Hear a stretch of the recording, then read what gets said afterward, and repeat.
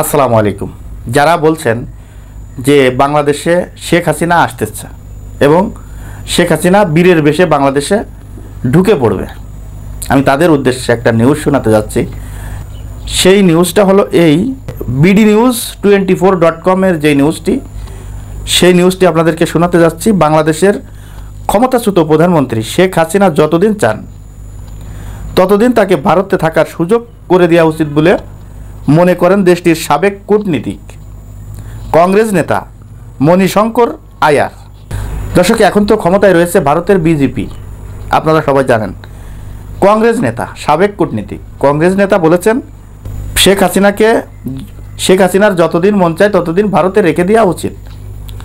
তিনি আরও বলেছেন যে বিচারের মুখোমুখি করতে শেখ হাসিনাকে ফেরত পাঠানোর যেই দাবি বাংলাদেশ জানিয়েছেন, সে বিষয়ে এক প্রশ্নে ভারতের সাবেক এই মন্ত্রী বলেছেন, আমার মনে হয় আমরা সবাই একমত হব যে শেখ হাসিনা আমাদের জন্য অনেক কিছু করেছেন, অবশ্যই করেছেন।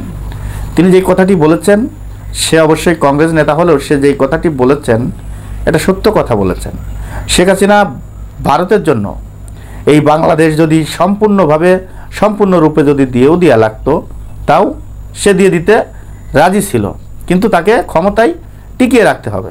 সেজন্য সে এই দেশ ভারতের হাতে তুলে দিলেও তার কিচ্ছু আসে যেত না। কারণ তার নমুনা আপনারা একটু দেখেন যে বর্তমান বিজিবি এবং বিএসএফ এই সীমান্তে যেভাবে টান উত্তেজনা সৃষ্টি হয়েছে, কী কারণে হচ্ছে?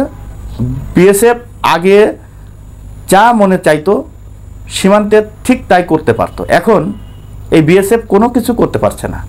কিছু করতে গেলেই বিজিবি বাধা দিচ্ছে। কেন? আমাদের স্বরাষ্ট্র উপদেষ্টা মহোদয় বলেছেন যে বিজিবিকে কঠোরভাবে নির্দেশনা দেওয়া রয়েছে যে বিএসএফ যা খুশি তাই করতে পারবে না বাংলাদেশের অভ্যন্তরে এসে।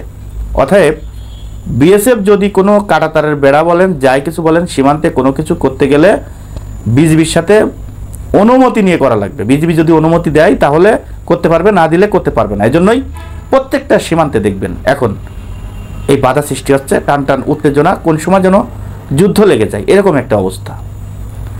তা যারা বলছেন যে শেখ হাসিনা দেশে আসবে, তাদের উদ্দেশ্যে বলি, শেখ হাসিনা যদি দেশে আসতে হয় তাহলে আন্তর্জাতিক যেই আইন রয়েছে ইন্টারপোলের মাধ্যমে তাকে এনে বিচারের কাঠগড়ায় দাঁড়াতে হবে। তাছাড়া শেখ হাসিনার আসার আর কোনো সুযোগ নাই।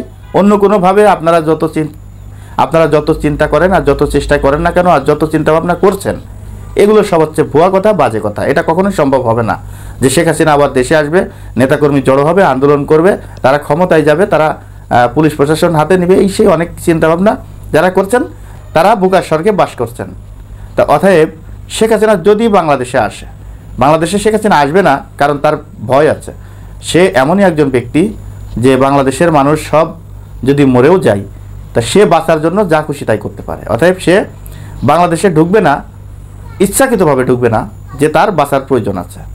সে মোদির সাথে ঘুরে বেড়াচ্ছে এখন বিভিন্ন জায়গায়, বিভিন্ন গাড়িতে দেখা যাচ্ছে, বিভিন্ন নদীর পাড়ে মোদির হাত ধরে ঘুরে বেড়াচ্ছে। তার জন্য এটাই হচ্ছে আরামদায়ক একটা ব্যবস্থা এবং তার জন্য এটাই হচ্ছে শান্তির একটা জায়গা। সে ভারতেই থাকবে, সে বাংলাদেশে আসবে না। যদিও বাংলাদেশে আনা হয় আইনের মাধ্যমে, তাহলে এসে তার কাঠগড়ায় দাঁড়িয়ে তার বিচারের মুখোমুখি হবে। তাছাড়া আর কোনো সুযোগ কিন্তু শেখ হাসিনার জন্য নাই। দর্শক, আজ এই পর্যন্তই। পরবর্তী ভিডিও দেখার অনুরোধ জানিয়ে এখানে বিদায় নিচ্ছি। আমি মোহাম্মদ মিতুল হোসেন। আসসালামু আলাইকুম ওয়া রাহমাতুল্লাহি ওয়া বারাকাতুহু।